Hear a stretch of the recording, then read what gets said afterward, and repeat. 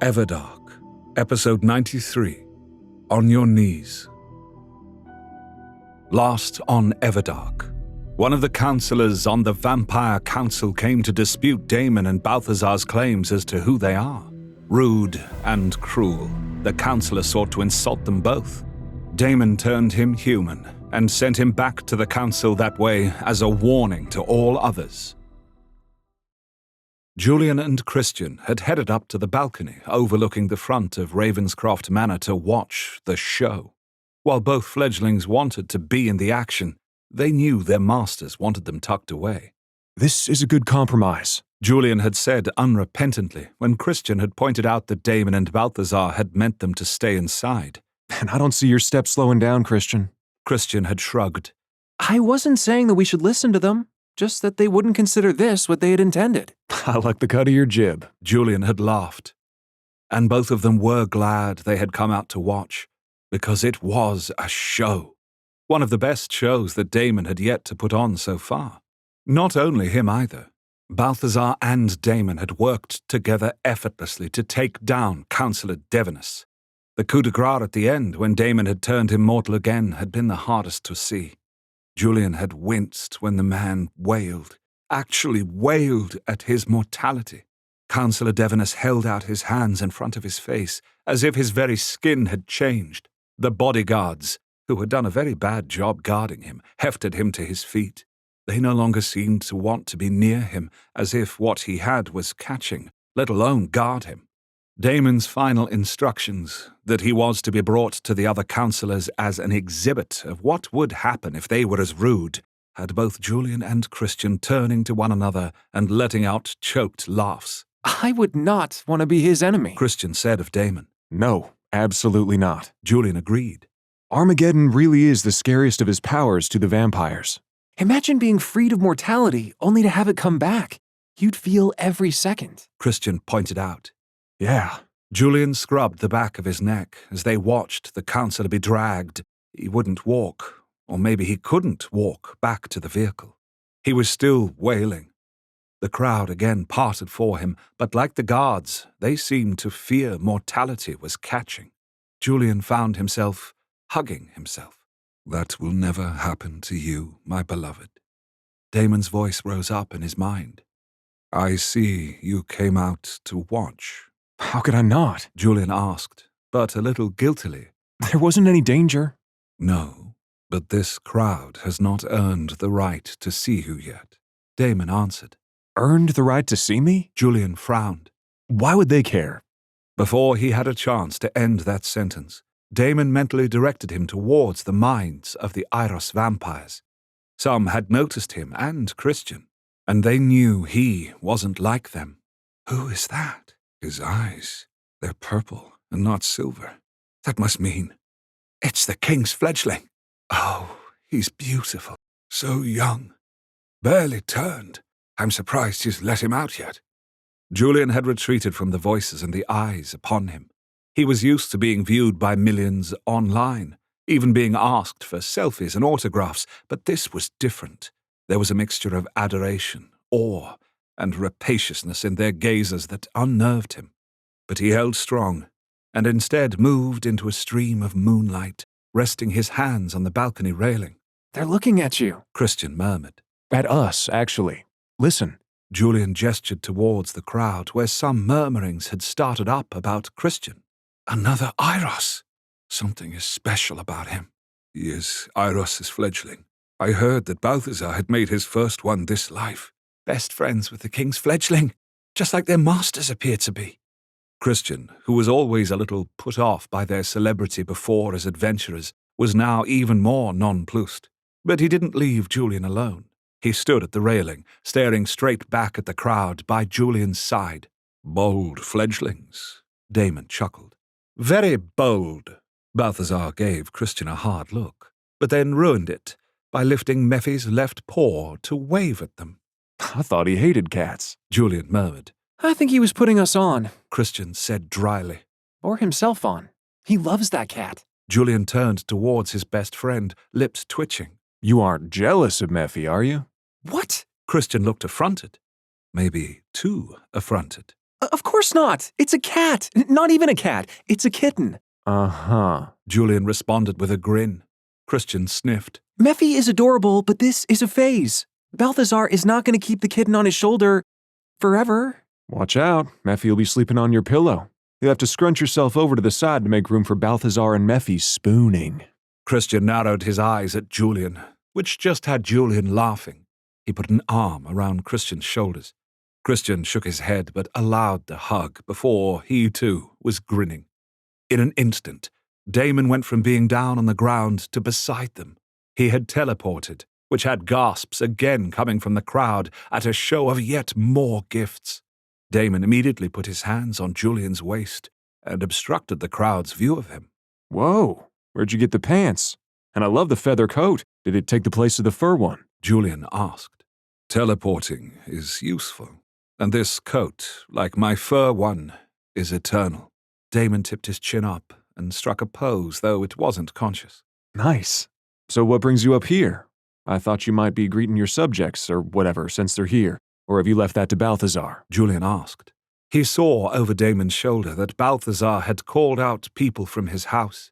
The members of House Ravenscroft were lining up to form a pathway that would lead from the front gate to the back garden. I will form a throne in the garden. Out of... Julian flushed deeply, which had Christian looking at him curiously. Damon leaned in, his lips brushing against the cusp of his ear as he said, "The tendrils have multiple uses." Julian really blushed then. Oh. The next section of the podcast has been abridged. Damon felt the excitement of the crowd below. He heard Balthazar above them all. "The king has found his prince. Isn't it beautiful? Aren't they lovely?"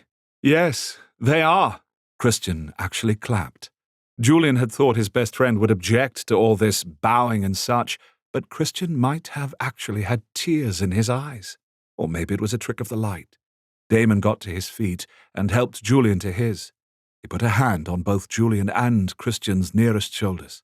"Come, we must go to the garden," Damon said, and teleported the three of them. There was a disorientating blur as they appeared in the middle of the garden. Julian found himself looking assiduously away from where he and Damon had made love earlier.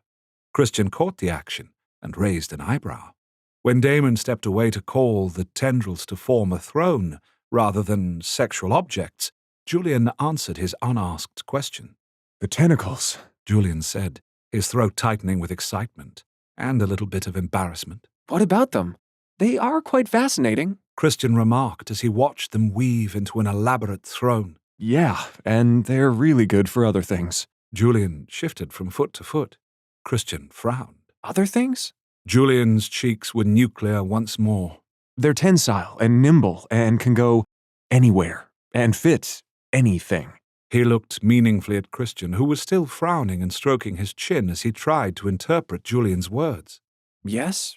Christian murmured. "I can see... Oh." Christian's head jerked up as he focused on Julian. You mean... Oh, that means that you had to have had intercourse out here, in the open. Or did you do so in one of the side gardens? Of course, Christian used the term intercourse with no embarrassment whatsoever. Oh no, we did it here. Right here. Julian tapped the ground where they were standing. Christian looked down at the unmarked grass. "It is amazing how there's no sign that the tendrils have pushed up through the grass. I would expect there to be some signs of disturbance." Christian knelt down and examined the ground minutely as Julian blushed harder and laughed a little. His best friend actually poked the ground, looking for weak spots. Finally, Christian got up onto his feet again, still peering down at the sward with scientific interest. Then he looked up at Julian. "What did it feel like?" Christian asked. I have many completed gay romance series on Amazon. There's Cinders and Ashes, a gay high fantasy series loosely based on Cinderella. The Vampires Club, a fast-paced contemporary gay romance series that has vampires and takes place in a nightclub. The Bodyguard, which is a bodyguard protectee slow burn romance with a supernatural twist, and much more. Every month, I make at least 2 of these books free to download. If you want to know when that happens, The easiest way is join my old-fashioned mailing list to get free book alerts. I'll post a link to the mailing list form in the notes. Fantastic. Julian actually giggled. It had been more than fantastic. He had thought himself adventurous before, but he had a feeling with Damon that the adventures were just beginning. No, I meant, well, that is good to know, but unsurprising, as I doubt Damon would do anything that would even cause you mild discomfort. Christian explained. What was the texture? The temperature? Did it change depending on… Texture was smooth and at times ribbed or bumpy or whatever for, God, I cannot believe I'm saying this. Temperature was also variable, and yeah, it changed shape like a lot. Julian answered, knowing his best friend would not be satisfied without a full account, though he did sound a little strangled. That sounds quite pleasurable. Did you ask, or did he offer? Christian asked. I asked. Julian held his head up high. You were always adventurous. Christian glanced over at the throne that was almost fully done. It almost looked like the Iron Throne from Game of Thrones, but in a phosphorescent green gold. I just couldn't get it out of my head, so I asked, and he was more than willing. Julian beamed at Damon. He would do anything for you, even kneel. Christian smiled fondly at the Vampire King. I would want nothing and no one less for you. You're acting like you're giving me away in marriage. Julian laughed, but he felt how big a deal that kneeling had been. A frisson of excitement went through him. I think we're in something quite a bit bigger than marriage, don't you? It's an eternal commitment, and while they're the only people who can feed us, we are completely in their power. Christian said with a shrug. You're right. I think that's partially why I didn't want to kneel at first. Julian admitted. Not that I think either of them would ever do anything bad to us. But they could. They wouldn't, but they could. So we both have to push back to make sure that they know we can. And so we know we can. Christian explained. Yeah, exactly that. Julian nodded. He noted then that Damon was making a smaller throne beside the larger one. Is that for Balthazar? Julian asked. No. Immortals stand in my presence, but you will sit. We will have a long night of greeting people, and I want you to be able to rest. Damon answered simply as the tendrils wove into an intricate shield pattern on the back of Julian's chair. Julian blinked, and his throat grew tight. I keep forgetting. Damon turned then to face him, as he must have felt the wave of emotion overwhelming Julian for a moment. What do you forget? Damon gently asked. That you think I'm special when it's all just you. I lived. You're the one who is all these things, who gives me all these things, and everyone else too, until you take them away. Julian got out as he thought again of Councillor Devonus. Damon cupped his face. Julian, you are special with or without me. You existed without me. You had a focus and life. To expose vampires, Julian reminded him ruefully. To avenge your parents. To show the world that there are things greater than themselves out there. Damon reframed it. And you can still do that. Expose vampires? I don't want to expose us anymore. No, not expose. Introduce us, Damon suggested. You really want that? Julian didn't ask if Damon knew enough to make this decision. The truth was that Damon was likely right to take charge of how vampires were exposed to the world. Because they would be. Science had caught up with the paranormal, or it would shortly. Better to be the one in control of how that happened and when, than to have someone video the dead rising on their phones, or a vampire teleporting, or turning into a flock of birds. There might not always be an Eiros there skilled enough to change minds, but even if there were, nothing was ever really gone from the internet. A video was uploaded, and it was there somewhere forever. So Damon had the right idea, and how ironic that he did when he'd been away for so long. Yes, but first we must reconquer my empire. Damon's hands linked with Julian's and drew him over to their thrones. They love you already, Julian told him. They've been waiting on some of these leaders of theirs to get what's coming to them for a long time. Julian carefully sat down on the throne and was surprised by how comfortable it was.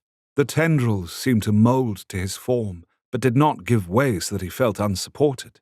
He leaned back and felt the throne form fit to his back. Where should Christian be? Julian asked. By your side, while Balthazar will be by mine, Damon explained. And will Mephi have a place of honor? Christian asked dryly. My battle cat is prepared to serve, Balthazar said as he came around the side of the manor, with the black fluff monster perched happily on his shoulder. Despite the dryness of Christian's tone, he beelined to Balthazar and immediately petted Mephi. He even kissed both Mephi and Balthazar, though Balthazar came first. Mephi purred. Now they have me wanting a battle cat, Julian murmured. I am afraid I do not wish to share you with even a sweet ball of fluff, Damon said, still holding on to his hand and rubbing his thumb over the top of it. Besides, the kittens will know when we want them and will make themselves available. Julian just shook his head with amusement. They definitely came to you in a hurry. Animal magnetism, Damon said with a smirk. The tension that was building in Julian as they waited for the subjects to appear drained away, and he laughed. He felt Damon's confidence flowing into him. He knew that the crowd was just out of sight. The crowd is very eager to meet you, my king, Balthazar said. Meet us, Damon corrected without heat. Meet us. Yes. Arceus and Fiona are bringing them in, Balthazar stated. I explained that there were to be no pleas, no requests, no bargaining. This was just to have the chance to bow and move along. And how many people are staying for that? Julian asked. Oh, all of them? Even the ones that have some kind of loyalty to Callie, Balthazar said with an Arctic smile. I guess that they think their shields are better than Councillor Devoness's. Hope springs eternal. Besides, if they change their minds, Damon might be inclined to forgive them. It was Seer who spoke. Sophia led her out of the back doors of Ravenscroft Manor, though it did not seem like Seer needed the help. Even without eyes, she appeared to see better than all of them. William came out after her with a chair that he set down for her on the veranda.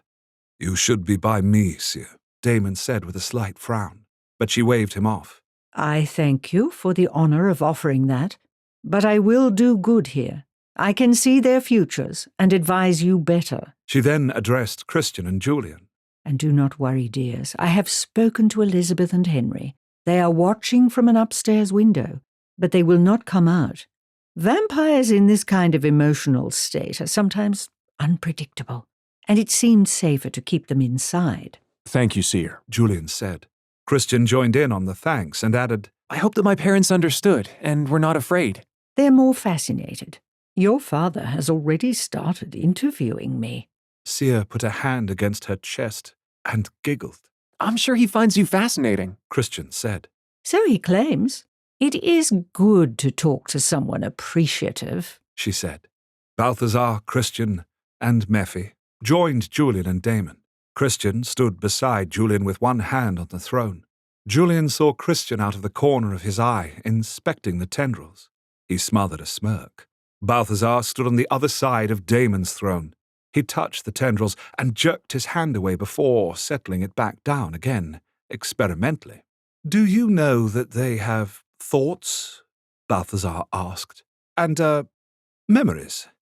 What were you two getting up to in my garden? Julian looked up at the sky and hummed. Damon merely smiled at him enigmatically. I see. Well, I have been trying to communicate with Mephi. We are not doing anything sexual with the kitten, Christian cried. Balthazar blinked. No, of course not. I was just trying to show that my powers, while not as great as Damon's, have interesting aspects to them. Seer chuckled. Elgar then drifted out as well. He was still holding on to Iros's skull, which had Balthazar sighing, but he didn't seem like he had the heart to tell Elgar to put it away. Come here, Elgar. Balthazar gestured for him to join them.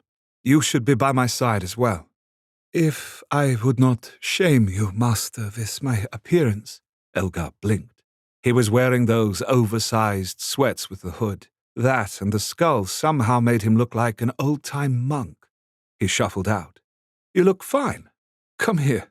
We will be getting you a new wardrobe, but this is fine, Balthazar said kindly. Elgar eagerly but shyly came to Balthazar's side. Balthazar put an arm around him and patted his shoulder.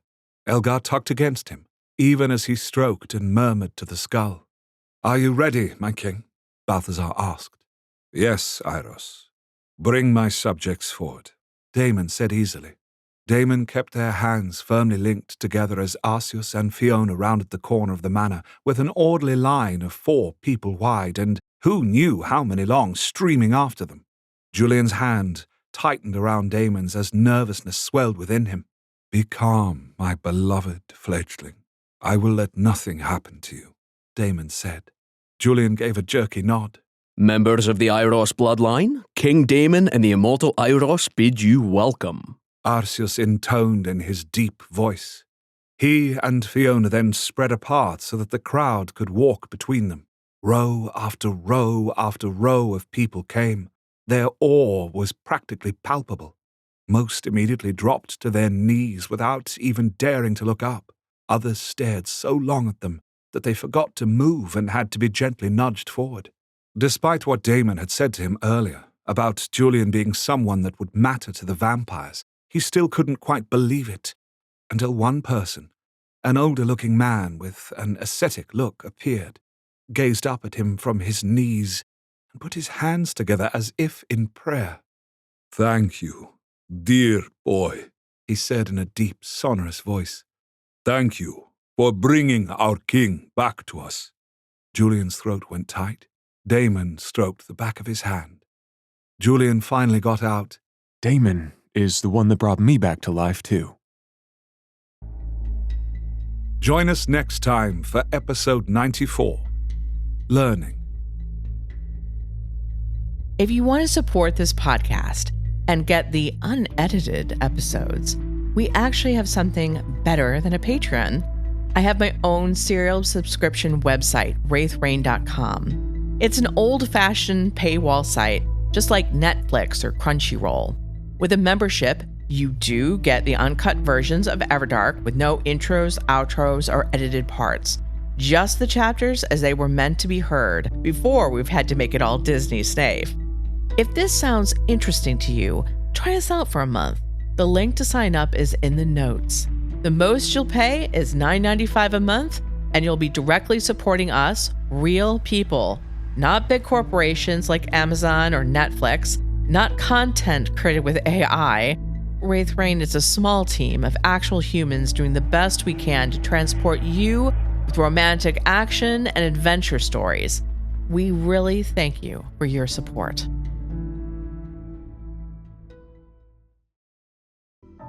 Everdark, episode 94, Learning.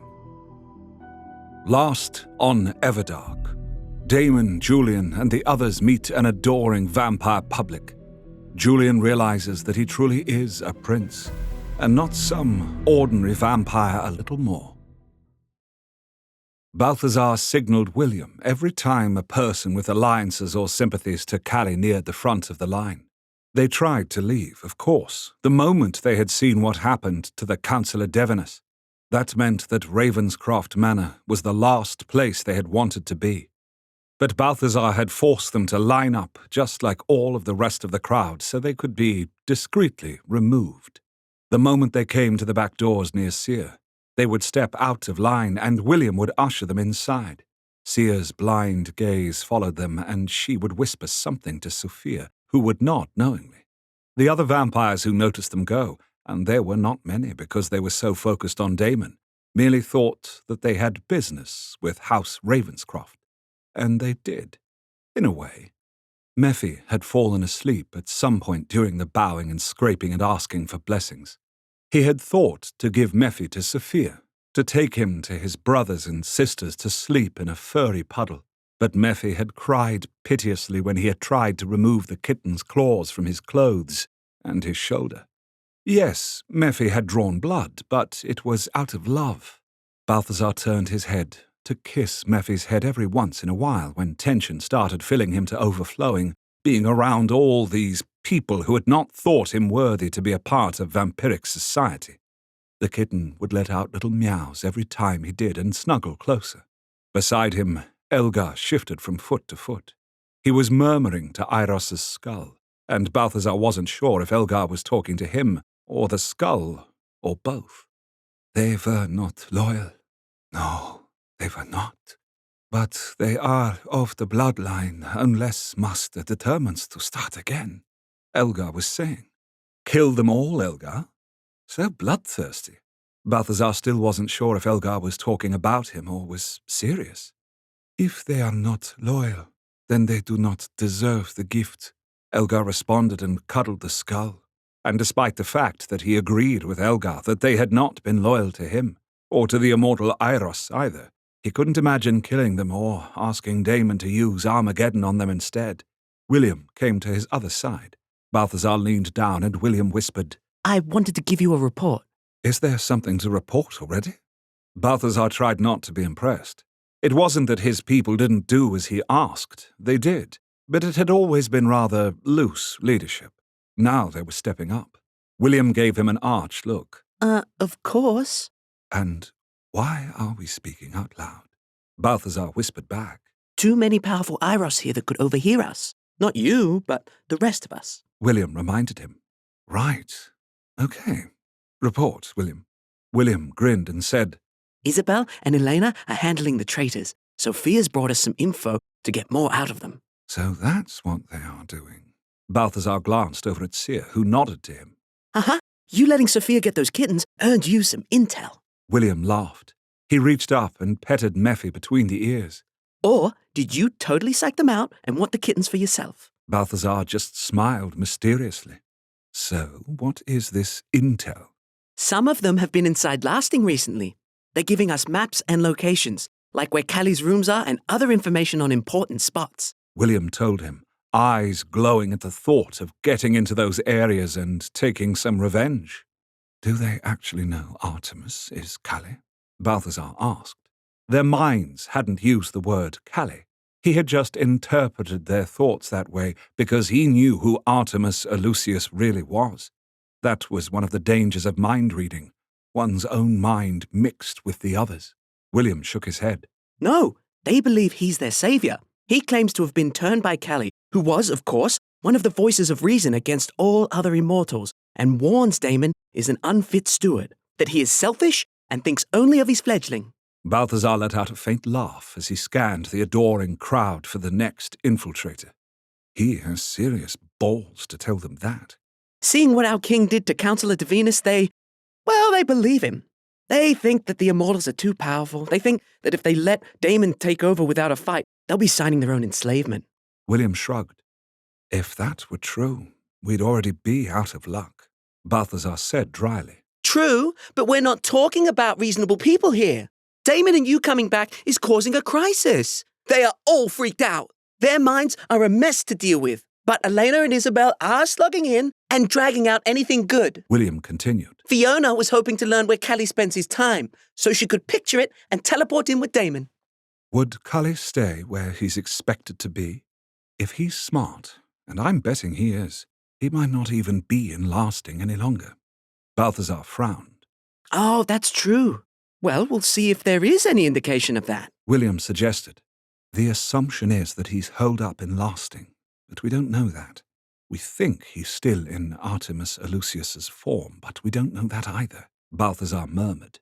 Callie can just slip into another body, then another and another and another, and we'll never find him. In fact, Callie could be there, in the crowd. Balthazar tightened his hand on the back of the throne. Elgar must have noticed this. He stopped stroking the skull to reach over and stroke Balthazar's arm. Do not worry, master. You would know Callie's mind. He cannot hide from you or our king. Not anywhere nearby, Elgar murmured. He hoped Elgar was right. Unless Callie was able to block all of his thoughts, Balthazar would likely know it was him. There would be a stray memory or something that would trip Callie up. And even if he was able to block them, that fact alone would alert Balthazar or Damon to the other immortals' presence. Balthazar glanced over at Damon, who was smiling benevolently and nodding to each person who bowed, looking quite willing to sit there forever and greet each one of them.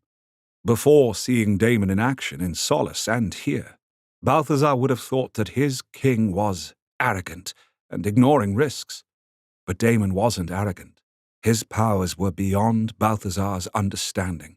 So if Damon wasn't worried, then he shouldn't be. but still, he wanted to go inside and interrogate these people himself. I think we've gotten them all, William.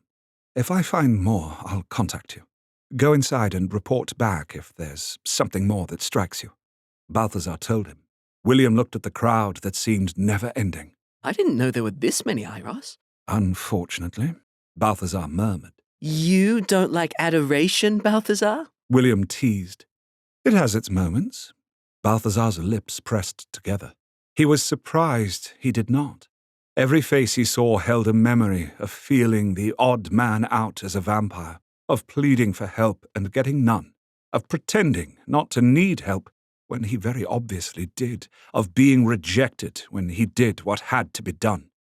To see them doff their cap and tentatively reach out to him to make a connection. But it felt too late, and yet, when he had been thinking about this earlier, Damon had reached out to him. You have righteous anger here, my friend, Damon had said, but you must let it go. Really? Must I? Balthazar had asked with a raised eyebrow. Damon had glanced over at him with a gentle smile on his face that diffused Balthazar's annoyance to be told to get over something that was so sharp still against his breast. I would recommend it, because you are the immortal Iros, and these are your people, Damon said. Balthazar wrapped his arms around his chest. They weren't there when it mattered. Elgar buried himself in the earth like a worm to stay with my corpse, and unfortunately he's still holding on to part of it. Him I can get behind, but these people who stayed silent at best or sentenced me to exile, what do I owe them? Nothing. You fear that you only matter to them because of what they can get from being close to you? Damon posed this as a question, but it was a statement. You know some will, and your gift will allow you to see it all. This is nothing new, but you are hurting, my friend, and I hurt for you. Damon sent a mental hold to him. Balthazar felt embraced. He smiled. I don't want you to hurt, Damon. This is a moment of triumph for you, one of many, I'm sure. Ignore me. I want to help you. Damon said again with a mental hug. I want you to see the possibilities and not the old phantoms. Yes, I see that. I will try to embrace it, Balthazar answered him. But he hadn't been able to shake it, yet he had to stay for the moment. He couldn't just disappear for no good reason.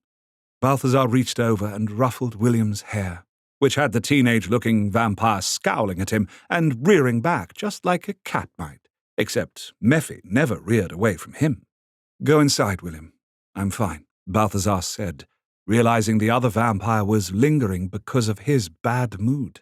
William turned on his heel with a wave and disappeared inside again. You are anxious to get away, Damon said to him. I just want things settled, Balthazar admitted. That will not happen for some time. Damon's voice was filled with amusement. Wonderful, Balthazar shook his head. Never a dull moment with you. I wouldn't want you growing bored, Iros. No, you never let me. Oh, looks like things are getting even more interesting. House Winter has arrived. On my subscription site, I have many completed gay romantic serial stories in the members-only library. One of these is Draken. Here's a summary.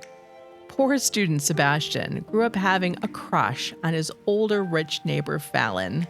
When the handsome man starts courting him, Sebastian can hardly believe it. But their developing love is threatened by Fallon's family's deep secret. They're all immortal dragon shifters. Draken was my first dragon shifter story, and though it's very different from Dragon's Reign, you can clearly see how some ideas from Draken carried over. It's one of my shorter serials at around 180,000 words, and if you become a member, be sure to check it out. There's some beautiful digital artwork by Mathia Arconiel too. I'll post a link to the stories so you can read the first 5 chapters for free. House Winter. Damon's gaze went to where Balthazar was looking. 6 figures in black tunics and robes which appeared to be something between Jedi outfits and medieval times characters approached. The leader was a woman with skin the color of burnt caramel. She stood only slightly over 5 feet and was solidly built. Her face was round, and he seemingly would have called it kind, if not for the fact that every vampire was partly predator, at least. They are the oldest Iros house, Balthazar explained. Some of them supposedly were around from before the war, but that's a rumor. I never actually met one of them before. They are pretty isolated. Other than Elgar and Councillor Devinus, they likely had the most ancient Iros vampires. Balthazar stiffened as he wondered if one or more of them was his fledglings. He was just getting used to having Elgar around. He didn't want more fledglings. Not yet, anyways. They are not old enough, master. They are not children like many of these vampires, but they are not your fledglings, nor parts of your inner circle, Elgar told him. These vampires bowed low to Damon before they turned matching silver eyes onto him. The leader spoke to Arceus.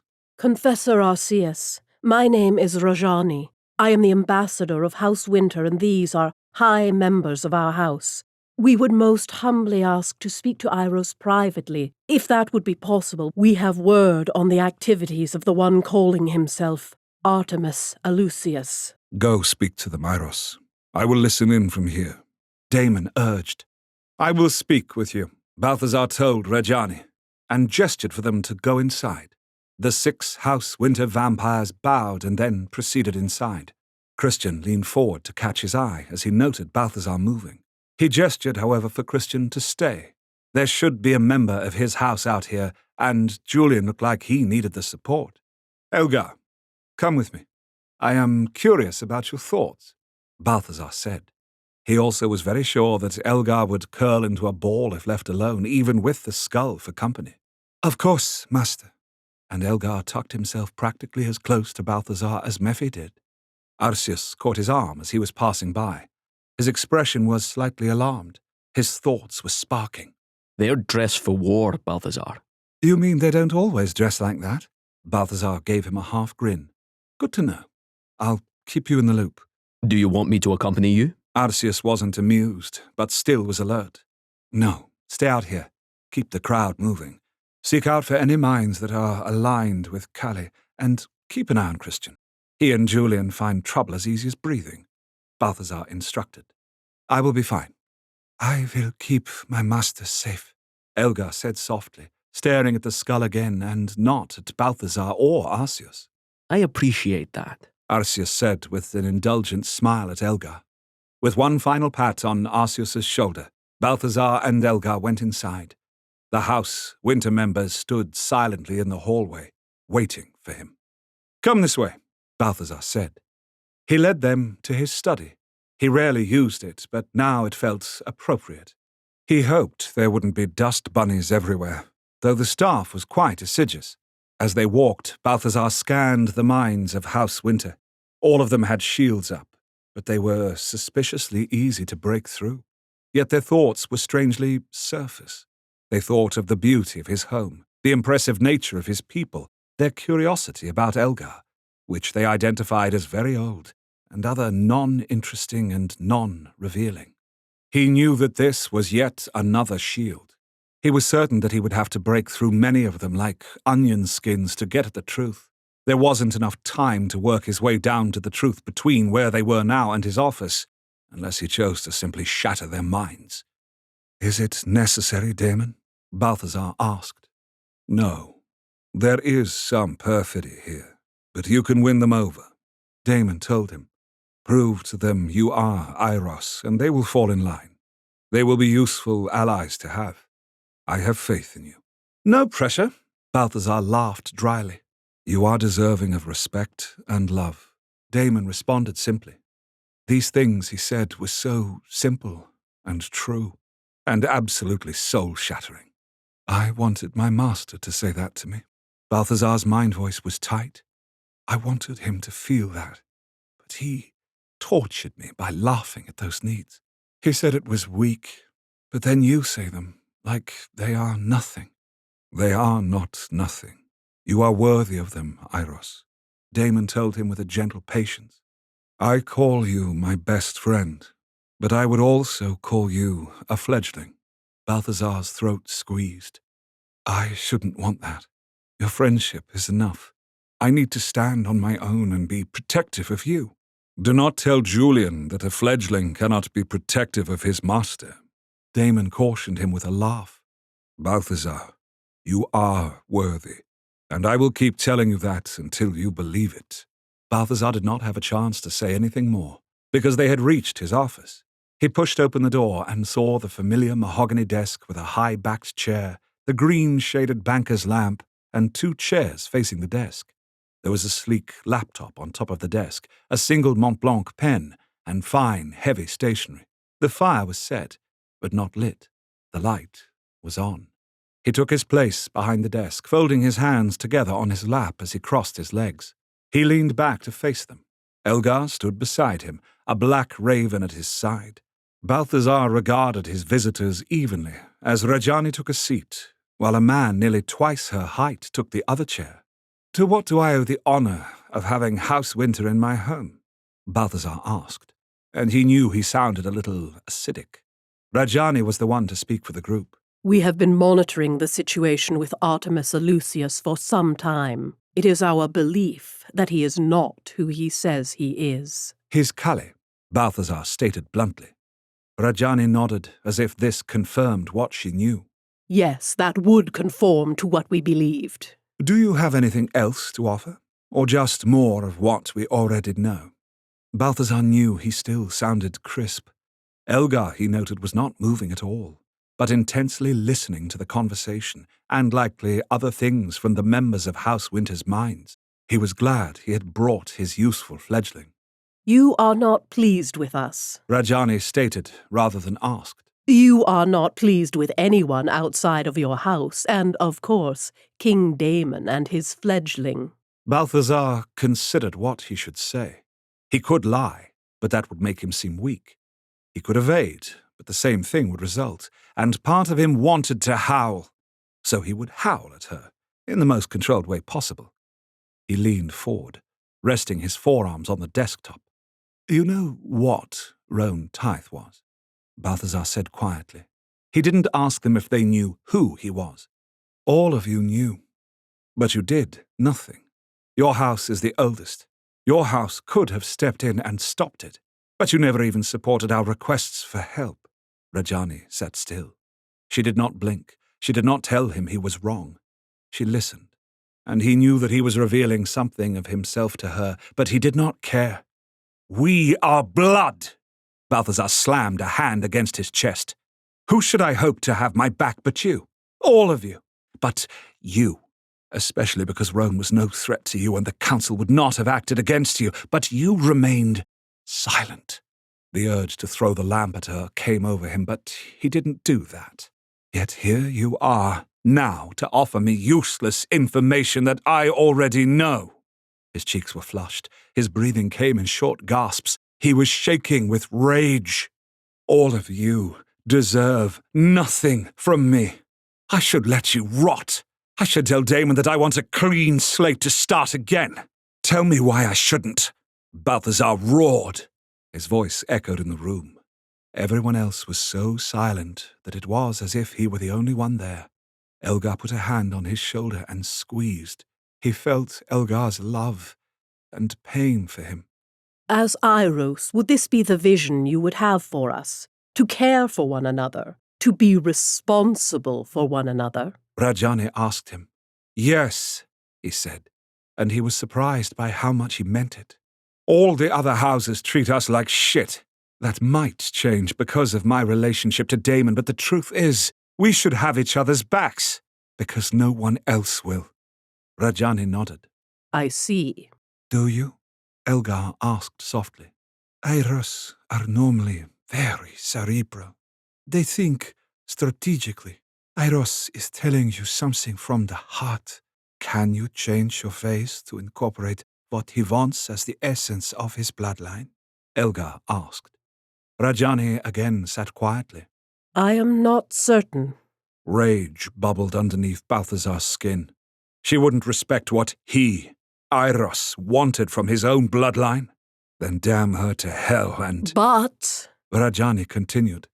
I want to. Rajani smiled at him. Her whole face smiled. Her mind was open, and he saw that she was genuine. Still, he should not forgive so easily, or at all. She had not asked for it. Yet he was exhausted, more exhausted than he could say. Balthazar's anger sputtered. He blinked. Do you really?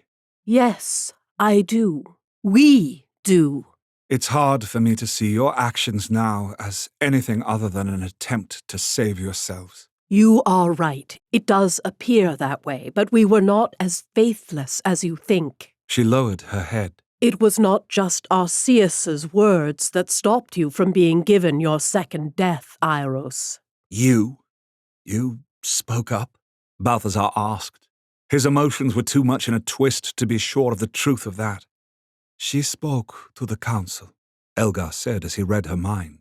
She said that Roan Tithe had been a stain on the Iros bloodline, that you did what had to be done, put down a rabid animal. But that was not enough. Rajani answered softly. Caemon overruled us.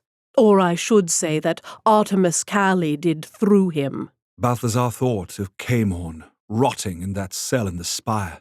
Oh, he could stay there for quite a bit more time, most definitely.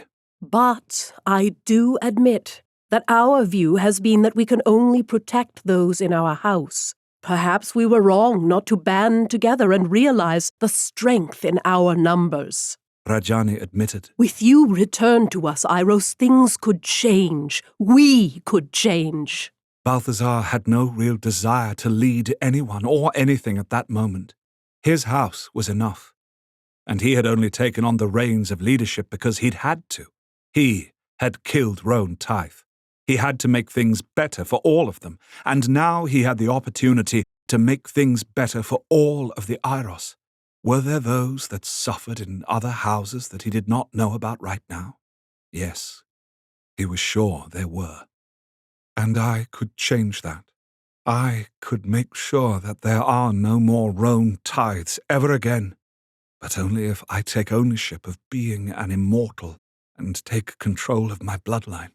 So you would be behind me if I wanted these changes? Balthazar challenged her. Rajani nodded. It would be a pleasure, Iros. Balthazar contemplated this. Again, was she saying this to keep her second life? Probably. At least partially, but she also meant it. She did want to serve him as he wanted to be served. I don't expect perfection. I am not perfect, he admitted. He could imagine Christian saying, Far from it. He found a smile coming to his lips at that thought, but pressed on, leaning back in his seat as he said, What I do expect is loyalty and the good old college try. Rajani smiled. Of course. But I would endeavor to do more than that. All of House Winter would. He stared at her curiously. She really did want to impress him. But words were easy, actions a bit harder. And though he might puff himself up, he really was capable of at least most of what he said he could do. You're so willing to follow me. You know that makes me distrust you, don't you? Balthazar asked dryly. I'm afraid the truth is the truth, Iros. She shrugged. Well, let's say I believe you. Tell me what you can offer. There have been those of us who have looked into minds far beyond ourselves and have sensed... Rajani paused, looking thoughtful. We have sensed the minds of ancients, of immortals, and we have known about the lies of the Order for some time. Yes, the Order. Balthazar pursed his mouth. The fact that you've remained silent about that really doesn't put you in my good graces. Understandable, but our knowledge was dangerous. Sharing it too widely would have only brought the might of the Order down against anyone who knew. She pointed out. Quite. But you want something practical from me. Understandable. So let me tell you something I think that you do not know. What? He asked her, curious despite himself. She smiled. Artemis Eleusis is not the only body that Calli occupies. They have many, and we know them all. Join us next time for episode 95. My enemies, my own. If you want to support this podcast and get the unedited episodes, we actually have something better than a Patreon. I have my own serial subscription website, wraithrain.com. It's an old-fashioned paywall site, just like Netflix or Crunchyroll. With a membership, you do get the uncut versions of Everdark with no intros, outros, or edited parts. Just the chapters as they were meant to be heard before we've had to make it all Disney safe. If this sounds interesting to you, try us out for a month. The link to sign up is in the notes. The most you'll pay is $9.95 a month, and you'll be directly supporting us, real people, not big corporations like Amazon or Netflix, not content created with AI. Wraith Rain is a small team of actual humans doing the best we can to transport you with romantic action and adventure stories. We really thank you for your support. Everdark, Episode 95, My Enemies, My Own. Last on Everdark, Balthazar is visited by the mysterious House Winter, a powerful ancient house of the Eiros bloodline. His rage at being left out to dry by them comes out, but they manage to avert his ire and offer an important bit of information. Kali has more than one form, and they know who those forms are.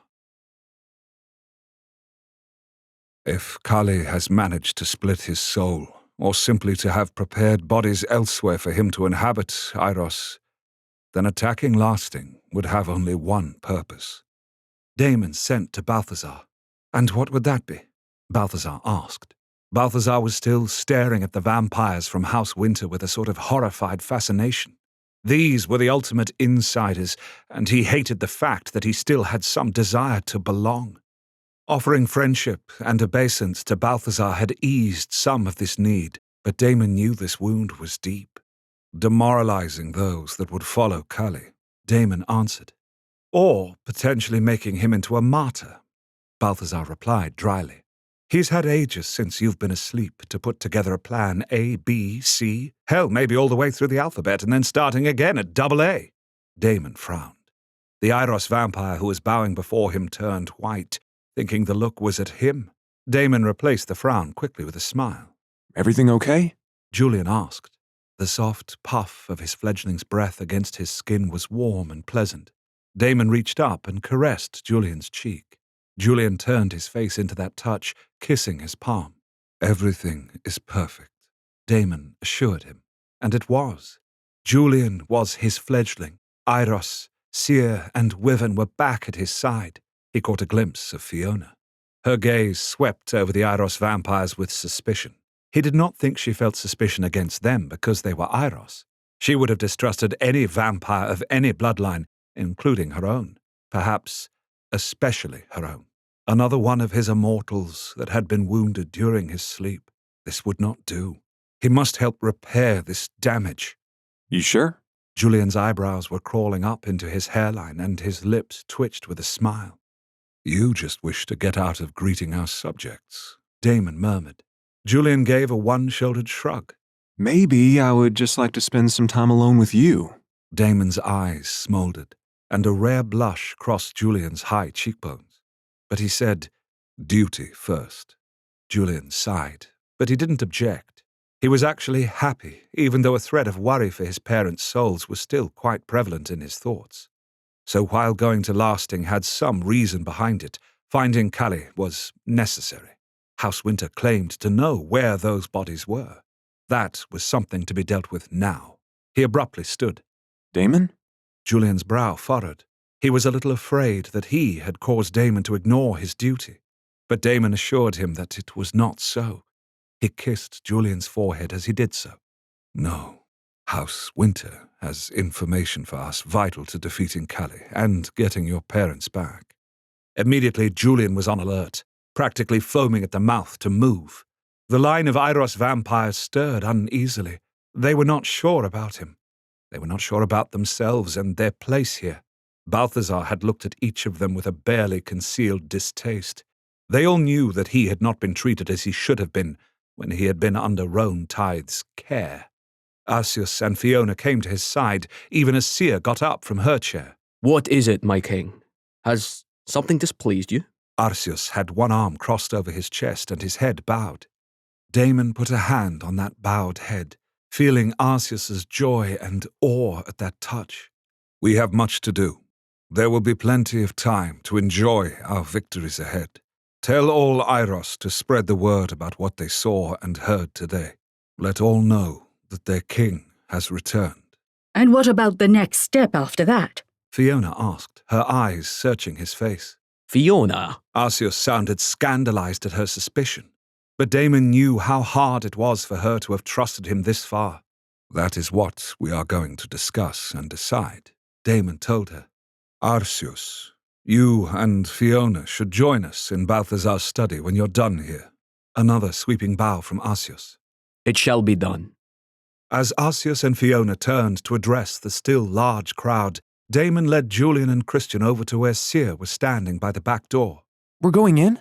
Thank goodness. Christian said, as he picked imagined pieces of lint off of his clothes. I was worried if I left him alone too long with Mephi, he might replace me. Damon snorted in amusement. He really did pull one over on all of us. Seer remarked as she put her arm through Damon's offered one. Not even Sophia knew how. I don't think they did. Christian replied. He probably had a cat as a child and adored it completely. I can totally see him feeding it scraps off of his plate. You're probably right, my dear. Seer beamed at Christian. Where are the other three? I know that Sophia didn't want them affecting your sleep. Julian asked as they stepped inside the manor. Oh, they have found many willing arms and beds to sleep in. Seer's arm tightened on Damon's. She is so thoughtful. Unfortunately, my long time alone in the spire has affected me in some ways. Like Elgar, I am not quite myself fully yet. During sleep, the full weight of my situation would fall upon me, and my rest was fitful at best. Damon patted her hand. He did not say anything. To say he was sorry was insufficient, and she would not accept his apology. To promise to destroy those who had harmed her would be pointless. She could do that herself. Caemorn, the latest in her captors, after all, was already imprisoned himself. If Caemorn were not partially a victim himself of Calais, Damon would have killed him already. I don't think that any of us can imagine how hard things have been for you. Julian's expression was grim as he said this. His fledgling's thoughts went in two very dark places. The first was to a place of guilt. After all, Damon had gone to sleep to await him. Seer would not have been imprisoned but for that. And the second place was that of his parents. Were their circumstances much different than Seer's had been? What were their prisons like? Unlike Seer, they had no knowledge of the future, especially one where everything would turn out as it should. Seer reached over after a mental check with Damon to touch Julian's cheek in a fond way. Don't let your thoughts linger on what happened to me. I would gladly sacrifice it all again to have this outcome. Yet, could there not have been an outcome where I stayed awake instead of sleeping until my Julian came to me? Damon wondered out loud. You know there was not a future like that. Not one that would not have wounded your mind, Damon. And your mind must remain intact for all our sakes. Seer said the last softly. They were outside of the doorway to Balthazar's study, which cut off all conversation. Balthazar's cry of, "Come!" had Damon opening the door. Balthazar stood up from behind his desk, while the other Iros vampires did the same. Rajani bowed low and offered her seat to him, but Damon shook his head and offered it to Seer instead. She was still weak physically, though her mind was sharp. Rajani looked at Seer with undisguised amazement. Is it true that you are the immortal seer? Indeed, I am, Rajani. Seer answered as she settled herself in the chair. So Iros, Seer, and Damon in one room. Rajani shook her head as if she could not believe it. And when Fiona gets here, we'll be adding a fourth immortal. Balthazar chuckled, outing Fiona easily. Not that these powerful Iros vampires would not have figured it out. Rajani froze. Ah! You thought something was off about her? Balthazar chuckled as he seated himself. He rolled his eyes at Damon. If I bloody well have to deal with being Iros to support you, then she doesn't get a pass. She's not ready, Eros. Seer clucked, but still smiled. You two have more in common than you know. Perhaps that is why you do not get along. We get along just fine. It's just we're both two dogs, and Arceus has been the bone that each of us has wanted for years. So we snarl and snap and growl at one another while Arceus allows himself to be gnawed at both ends. Balthazar spread his arms wide and grinned. Mephi mewed in his sleep, as if the very thought of dogs was distressing. Christian made his way around the desk to be by Balthazar's side. Despite showing a touch of jealousy about Mephi, he petted the kitten before he put a loving hand on Balthazar's shoulder, while Balthazar slung a possessive arm around his waist. Christian gave Elgar a welcoming smile, even as the older fledgling ducked his head with happiness. Eiros was happy, so he was happy. You have come to learn the locations of Callie's bodies, yes? Rajani asked Damon. He nodded and stroked Julian's back. His fledgling was as taut as a bowstring. Unsurprisingly, these locations were gained from careful culling of many minds. We have— Rajani paused again as her eyes flickered over the group. Forgive me, we do not tell our secrets lightly. You don't have to worry about telling them, Balthazar growled. Damon and I could simply pluck them from your minds. And what secrets, my dear, do you have from your immortal and your king? Seer asked. Her tone was gentle, but Rajani shivered before she could stop herself. Yes, of course, how foolish of me. Rajani inclined her head. In House Winter, we employ listeners. If you're in the mood to listen to something really different, I recorded a 3-part short story in 2020 for Halloween. It's called Hero, and it's a gay vampire horror story. Definitely not romance. You can hear my first attempt at a dramatic narration. It's completely open to listen to on YouTube, and I'll post the link in the notes. Christian frowned. What are those? I'm intrigued as well, Balthazar stated. Elgar's head lifted. Interesting. What is, Elgar? Christian asked him kindly. They have linked the minds of many of the strongest of their house, and the most pliant too, in order to listen to all vampires' minds everywhere, Elgar explained. Balthazar let out a whistle. Sneaky, sneaky. I bet if the other bloodlines knew you were doing that, they wouldn't be happy. Indeed, they would not. Rajani agreed. But we have done this not only to protect ourselves and others of the Eiros bloodline, but all vampire kind. Really? Julian's brows were drawn together.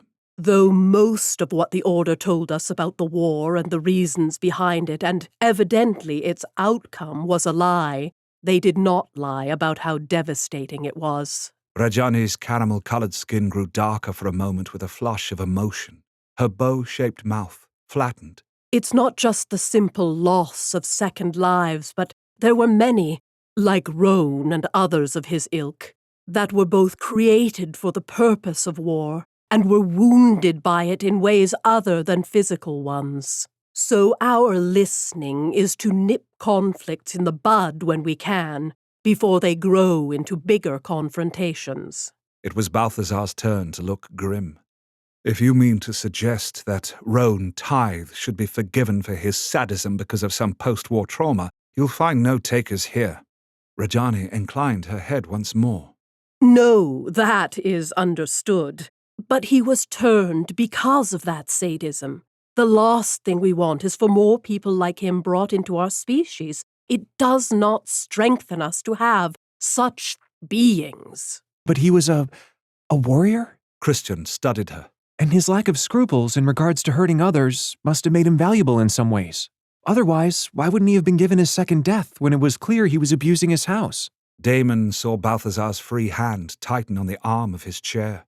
Why indeed had they not been saved? Why had Eiros been asked to do something that must have been quite desperate and that left such a mark? If we allow vampires to kill one another without any consequences, that way would lead towards chaos. Rajani answered. Justice keeps us from chaos too, Rajani. Arceus said as he and Fiona stepped into Balthazar's office and shut the door. If Roan had been tried, found guilty, and stripped of his house or given his second death, that would have done far more to keep the vampire world at peace than allowing many vampires to suffer until Balthazar did what had to be done. You have a point. Rajani agreed. It was not an easy decision, and clearly, we made the wrong one in not acting. Arceus and Fiona found space by the fireplace. The whole room was stuffed with people.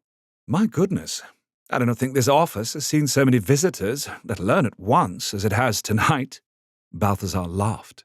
That's because you rarely come in here. Arceus chided him gently. Only I come in here to look over accounts. Balthazar shrugged. Accounts are no fun. Besides, since you'll do them for me, he winked at Arceus. The confessor shook his head, then said to Damon, Fiona and I did as you commanded. The vampires are returning to their homes and will spread the word. Too bad we don't have access to destiny any longer. Balthazar mused, speaking of the Everdark city that had been Iros's. I can't believe I named it that. Quite arrogant. Christian smiled down at him. I think that sounds just like you. Oh, yes, Balthazar agreed. It does. Just a bit on the nose, though. How can you lose a whole city? Julian stared at Balthazar. Well, now that I'm thinking of things, I wonder if it is really lost. Balthazar looked between Elgar and Damon. One of you must know where a gate is to access it. We actually have a gate to destiny in House Winter. Rajani said quickly, as she sensed Damon was about to mention it. Truly? Balthazar leaned forward. So then you've been keeping a whole city to yourself and secret? But she shook her head. It is locked. Iros, you locked it. Well, now that I'm back, maybe I can unlock it. Balthazar's eyes were shining with excitement. Or surely you can, Damon, if I don't prove up to the task. Damon smiled and nodded. I think you will be the one to open it, Balthazar. It is your home, after all. Balthazar stroked his chin thoughtfully. You know, other than seeing Solace a few times, I've maybe been in the Everdark overall for a total of a week. But to have an actual city, all my own there, all the secrets, all the power, and weapons, and memories, and beauty. Destiny is situated between a great forest and the sea, Damon told him. Again this dreamy expression crossed Balthazar's face. The sea. Gods, that sounds glorious. The whole of the city is a palace, Damon told him. That's brilliant! Then Balthazar frowned. But people would get underfoot. You love people, Arceus reminded him. You always want people around you. You said the quiet is too loud when you're alone. True. Balthazar turned to Christian and Elgar. I do so love the manor, but a palace. You two would like a palace, wouldn't you? Rather like a summer home? Ever since Julian and I saw Nightfallen, we've been dying to start adventuring there. Christian told him. Right, Julian? Absolutely. Julian nodded swiftly. Damon felt his fledgling's mind fill with excitement. Julian's true nature was that of an explorer. Julian imagined filming parts of the Everdark that had never been seen. He wondered at the idea of truly finding the hidden byways of that place, maybe even finding how the cities were connected. Damon smiled. He, of course, knew the answers to all those questions, but he would love seeing Julian and Christian discover it for themselves. I would go with you, Christian, Elgar said simply. I would keep you both safe. The Everdark has many wonders, but even more dangers. Absolutely. We wouldn't want to go without you. Christian smiled winsomely at Elgar. It reminded Damon of a smile that Julian would offer to Christian. It was welcoming and encouraging. Elgar shuffled, almost uncertainly at the generosity of spirit being shown to him. Elgar was honestly surprised that Christian, Iros's beloved, would take such an interest in him. We've got to get Elgar on camera. I think our viewers would love it. Julian grinned. Camera. Elgar frowned.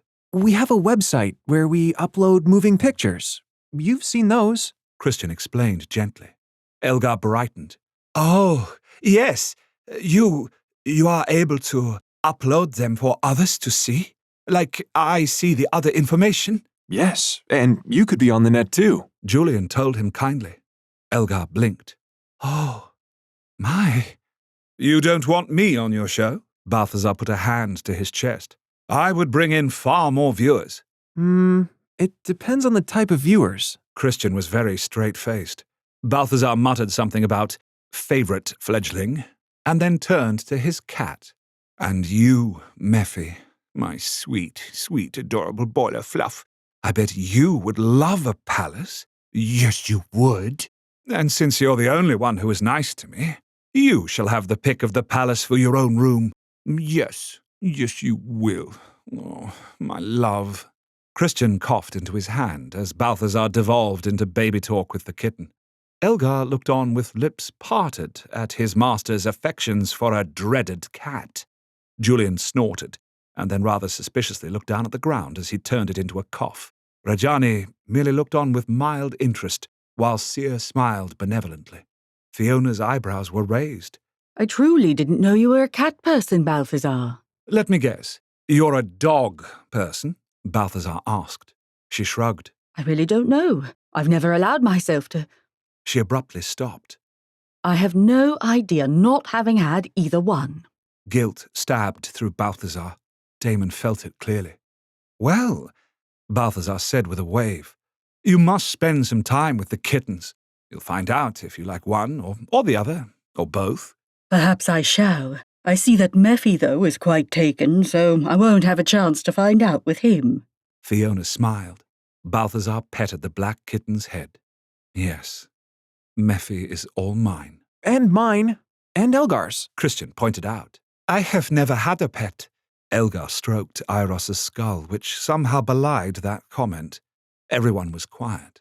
Rajani cleared her throat and said, Yes, well, I am a cat person too. But nonetheless, this talk of destiny is important, because one of Callie's forms allegedly is hidden somewhere in the Everdark outside of destiny. Damon's eyebrows rose even as Balthazar let out an explosive, What? How? The city's been locked since He gestured towards the skull in Elgar's loving embrace.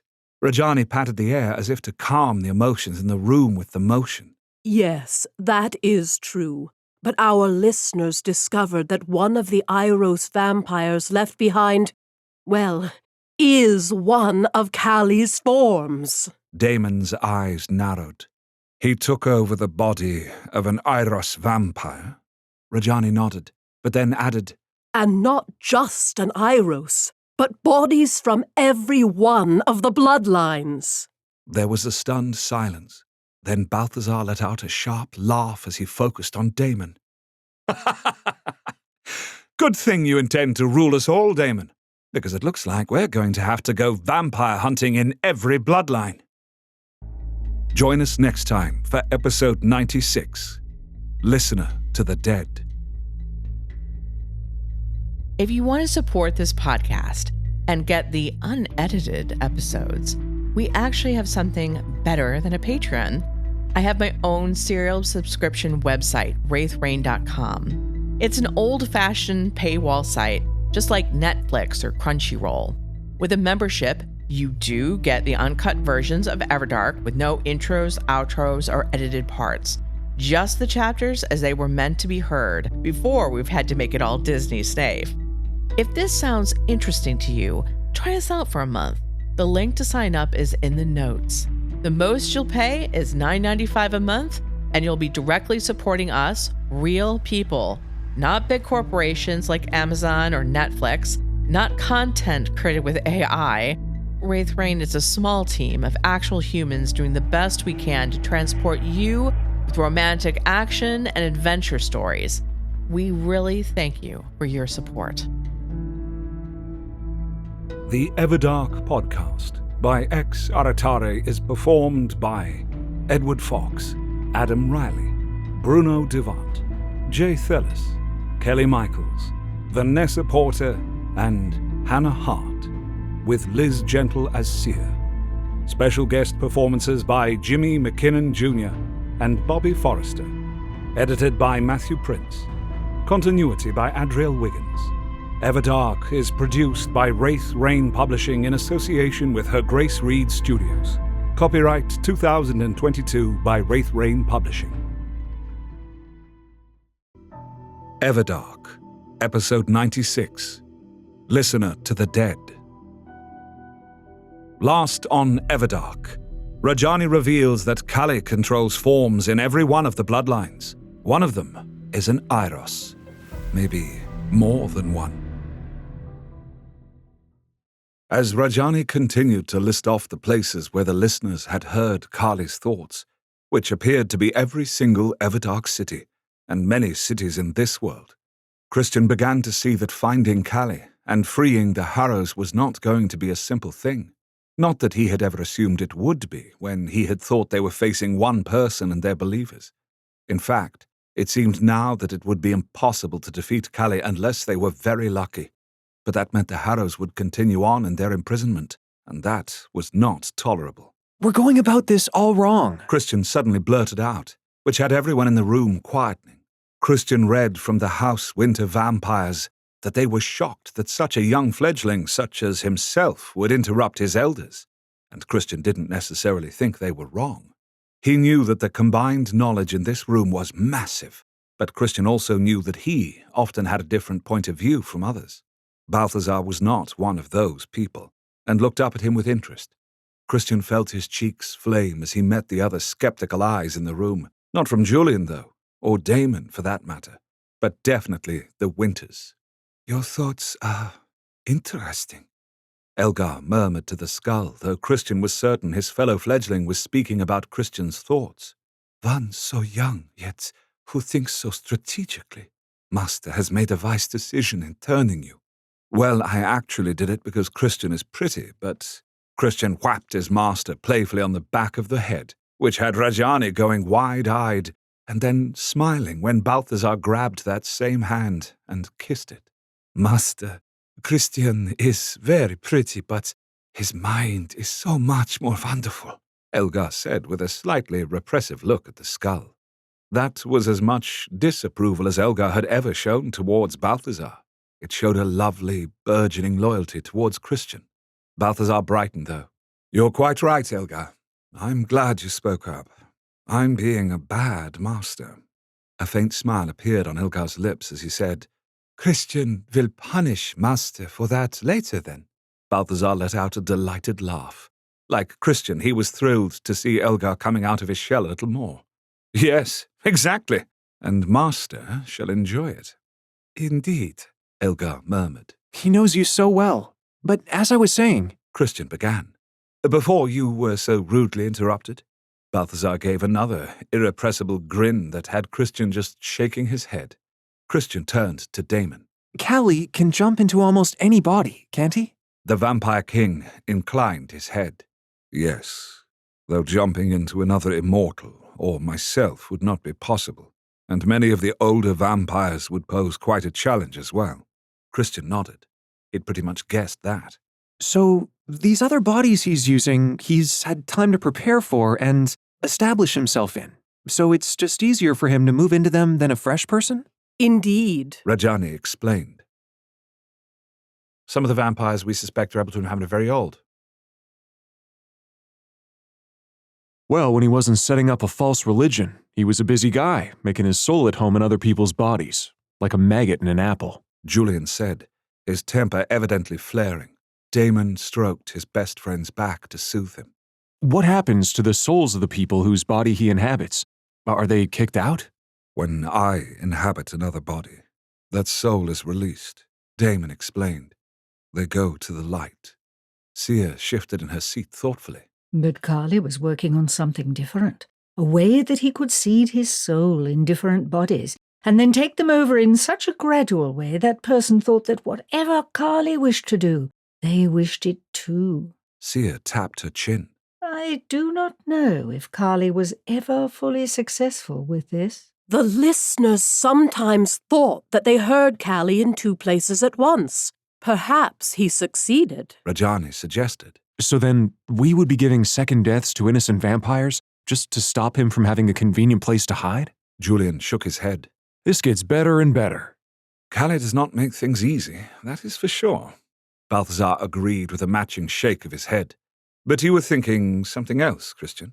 Christian nodded. Our conversation now puts into stark contrast the folly of going after Callie's bodies as the most efficient way to find and free the Harrows. Even if we were to track Callie down, he would simply flee to another body. As for the Harrows, we just assumed he was keeping the gems containing their souls in lasting because we thought that was his only stronghold. But in actuality, that is actually the last place he would keep them. Because he thinks we believe him to have only one body. Of course, Balthazar cried. The jig is up as to his Artemis Lucius body as far as we're concerned. He'll just use that body as a martyr-like figure to the believers. But he'll surely have kept Julian's parents somewhere else. Fiona grimaced. So we really don't know where the stones are at all, do we? I truly thought I could teleport in and... She shook her head and frowned deeply. Thank you for wanting to do that, Fiona, Julian told her. I appreciate it so much that you would take on that kind of risk for them and me. Fiona smiled at him. You do not need to thank me. I served the Order faithfully for so long. I have some making up to do. You're not alone in this, Fiona. Arceus rumbled. I sent many to the Order. She patted his arm. You were what was best about it, Arceus. If your ideals were the greater Order's ideals, then I think things would look quite differently in the vampire world. Arceus actually blushed, though his beard hid most of it. I thank you for your kind words. So, the moment that you crack open Lasting's doors, Damon, Callie will just leave the Artemis Lucius form, won't he? Julian asked. Even if we have a ton of Iros looking for his mind, including the listeners, and we have Fiona ready to teleport you to wherever he goes next, he'll just keep moving. How will this ever work? Damon petted Julian's back once more. There are ways of containing him. I can do it. I know.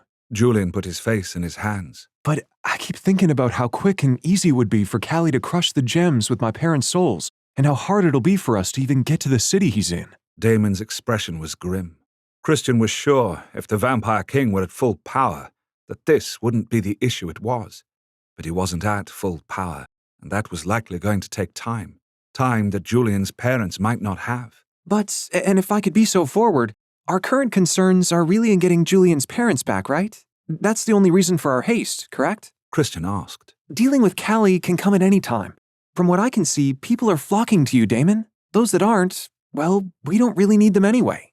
Julian's hands lowered, and his face flashed with expressions of hope and love for a moment at the thought of his parents being the focus. Christian ached to see that hope there. Julian had mourned them for so long. Surely, though, King Damon wishes to eliminate Callie as a threat as well. Rajani's forehead furrowed. She hadn't yet truly seen what Damon could do. Balthazar gave out a sharp laugh. Callie's not a threat, is he, Damon? Callie is an annoyance. I would not bother chasing him around the Everdark, for as Christian so adroitly pointed out, he would likely slip away many times. He will be captured and punished, but I am concerned with the amount of time that will take. For once. Damon gave a mirthless smile. Time to him did not have at all the same meaning. Christian nodded. So we shouldn't be going to where the listeners believe Callie's bodies are. Instead, we need to listen for the Harrow's thoughts. Rajani lowered her head. I wish that were possible, but none of our listeners can hear the dead. But I can. Christian straightened up. I'm a speaker to the dead, and I'm betting that there's a way I can find the Harrows. Rajani looked at him with evident interest. We heard rumors of this, but... So it is true. Christian nodded and slipped his hand into his pocket where the gem containing the recalcitrant spirit of David still resided. Balthazar, I think we need to go see Caemorn again. Have you wanted to support us but have no money? There is a very important way you can help us out. If you know one person who would truly enjoy this story, send them to the first episode.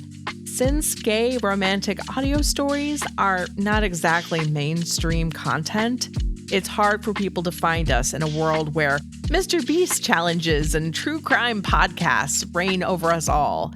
But by recommending us, you can help the story get discovered and help someone in your life find what might be their next fiction addiction. I'll post a link to episode 1 in the notes. Balthazar was already massaging his temples as if he had a headache coming on. Yes, I thought you were going to say that. Surely you can work with another Cali vampire. Fiona cried. Camorn won't help unless there is something in this for him, and when he realizes why you need to know how to do this, he'll ask for something equal in kind. It was Seer who spoke next, which made Christian's conscience feel better as she, above them all, had suffered under Camorn. Oh, yes, he most certainly will. But he's a useful creature, and he knows the most about speakers other than Kali himself.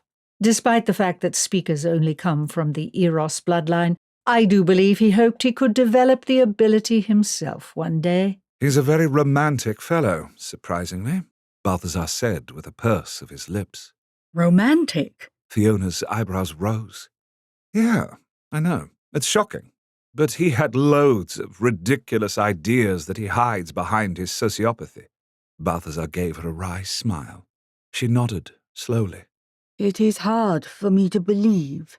He was so ruthless, and he seemed so practical. Where are you keeping him now? Rajani asked. In Solace, Balthazar answered.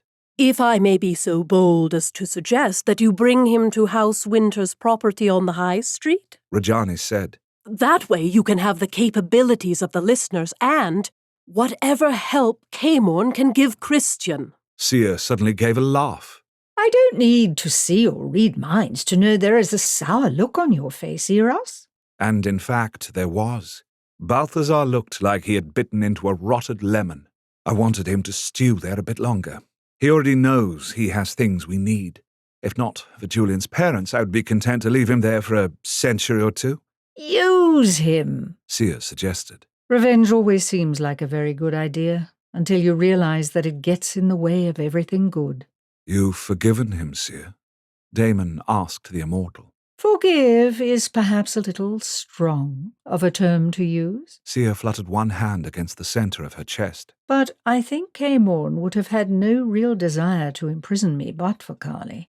He's been a prisoner in a way, too, his whole second life. Her mouth pressed into a white line for a moment. Not that he should simply go free, but I am more interested in getting out of him all that we can, and I foresee— She put her hand to her temple.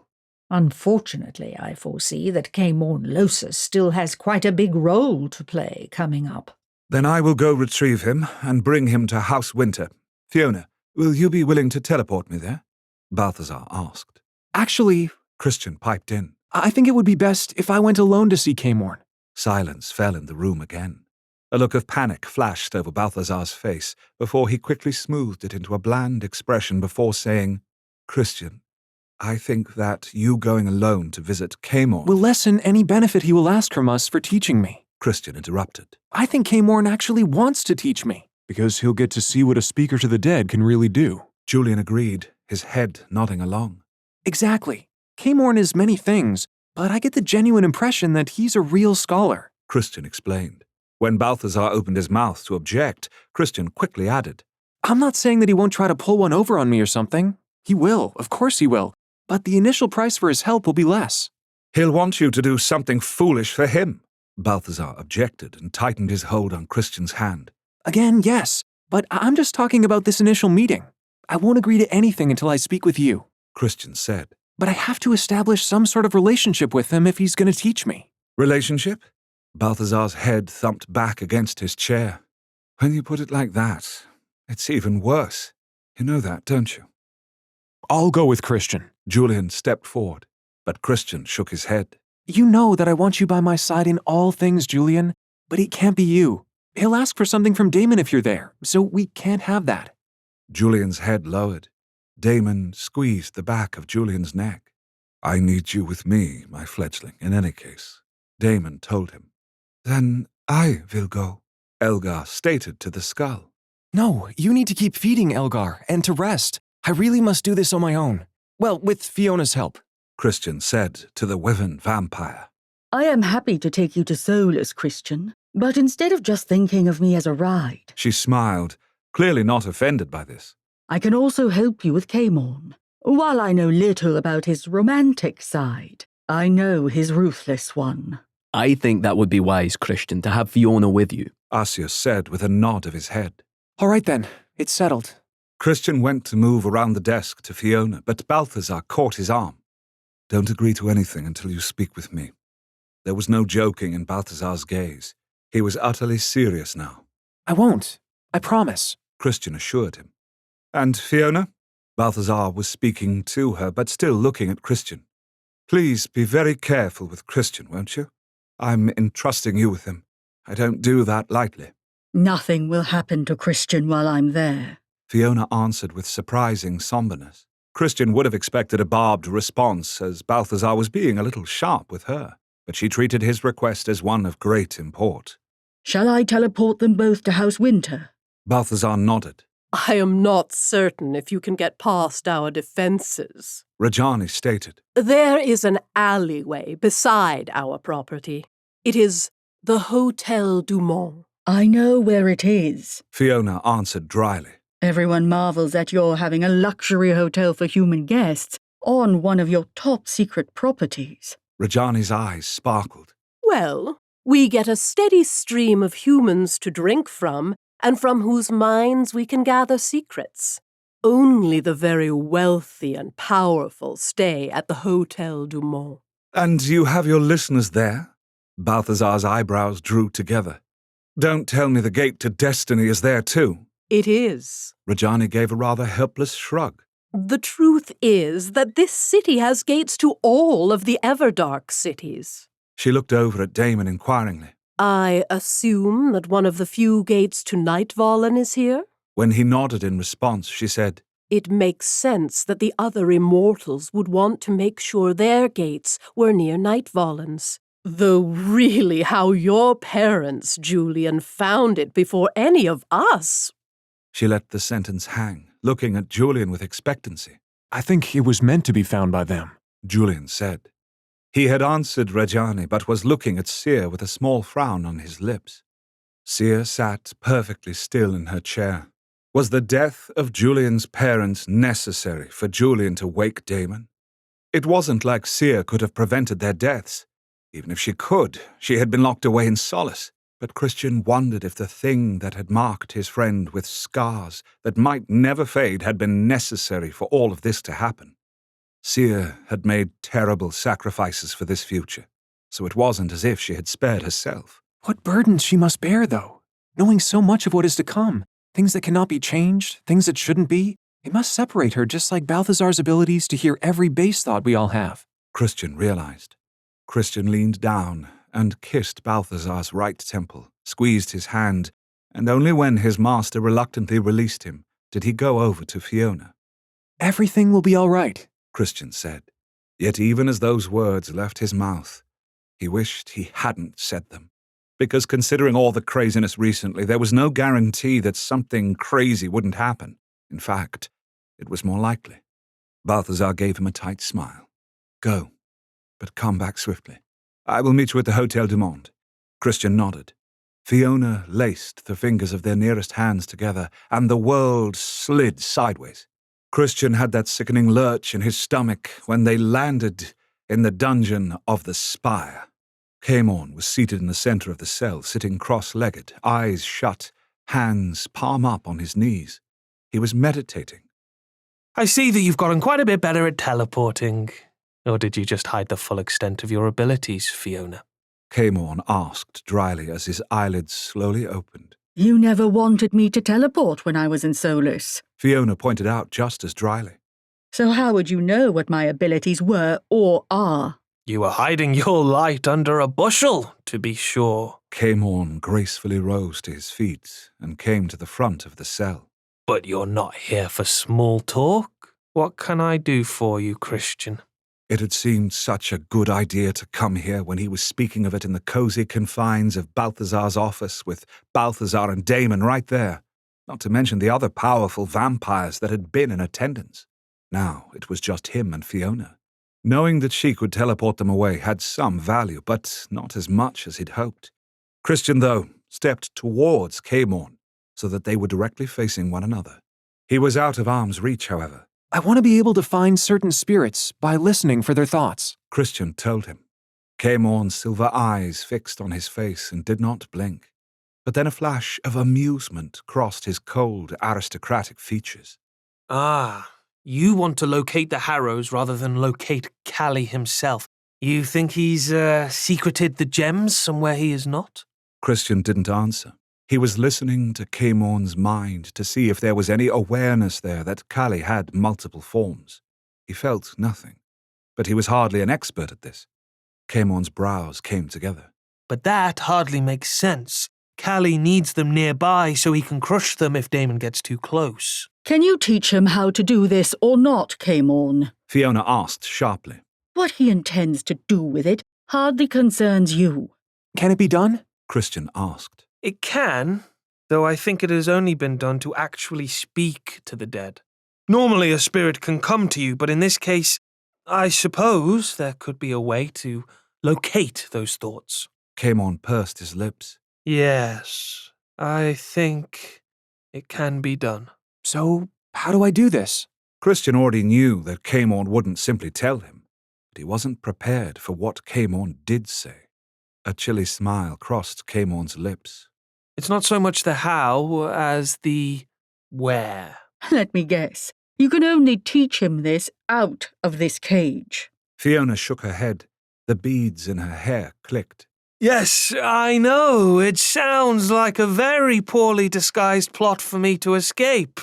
Caemorn's chilly smile thinned. But it's actually a fact. The only place that this could possibly work is at the Well of All Souls. There was a gasp from Fiona, which told Christian that this wasn't a good place. And where is that? Christian asked. Caemorn stretched an arm through the cage's bars, as if he were pointing directly at Christian, but then he said, That way. Far out into the Everdark, where only a few have gone, and even fewer have returned. Join us next time for episode 97, Dress Up. If you want to support this podcast and get the unedited episodes, we actually have something better than a Patreon. I have my own serial subscription website, wraithrain.com. It's an old-fashioned paywall site, just like Netflix or Crunchyroll. With a membership, you do get the uncut versions of Everdark with no intros, outros, or edited parts. Just the chapters as they were meant to be heard before we've had to make it all Disney safe. If this sounds interesting to you, try us out for a month. The link to sign up is in the notes. The most you'll pay is $9.95 a month, and you'll be directly supporting us, real people, not big corporations like Amazon or Netflix, not content created with AI. Wraith Rain is a small team of actual humans doing the best we can to transport you with romantic action and adventure stories. We really thank you for your support. The Everdark Podcast by Ex Aratare is performed by Edward Fox, Adam Riley, Bruno Devant, Jay Thillis, Kelly Michaels, Vanessa Porter, and Hannah Hart, with Liz Gentle as Seer. Special guest performances by Jimmy McKinnon Jr. and Bobby Forrester. Edited by Matthew Prince.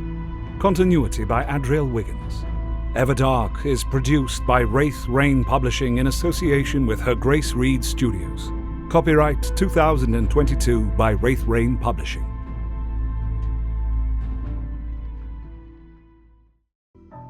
Everdark, Episode 97, Dress Up. Last on Everdark, Christian realizes that since Callie can move from one body to the next, that locating him won't necessarily lead them to the Harrows. Instead, he realizes that his gift as speaker to the dead could allow him to hear the Harrows' thoughts and locate where they are. But the only one that can truly help him do this is Caemorn. He and Fiona teleport back to the spire to bargain with Caemorn.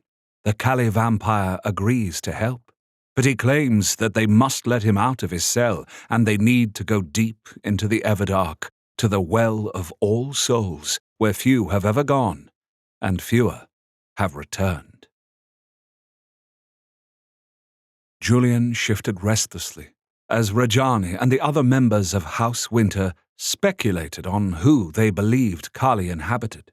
We have sent out spies to the cities where the listeners have heard Kali's voice. We have not always been successful in identifying the body it was coming from. I would imagine Kali is an old hand at spotting Iros vampires and cloaking his thoughts, Balthazar said with a frown. You do realize that he could be onto you, don't you? If a House Winter vampire always seems to show up where he is, he's going to get a clue. Rajani smiled a little tightly at that. We are not obvious. You mean you don't show up in your Jedi robes? There was a twinkle of amusement in Balthazar's eyes. There was the slightest bit of color in Rajani's cheeks, but she smiled. No, these are our formal garments. So, Damon, we ranked their best attire. Balthazar really was grinning now. Damon smiled back, but Julian knew his master sensed his restlessness. It wasn't that he didn't understand how important this all was, but it wouldn't lead directly to his parents. Christian had the right idea, that listening for his parents' voices would be the best. How long will it take Christian to learn that, though? Callie could do anything to my parents before then. Julian's hands tightened into fists. Damon stroked his back. They will be well. Callie will not destroy any advantage she has over us. Damon said quietly. Julian looked up into the Vampire King's beautiful face. But he could hurt them.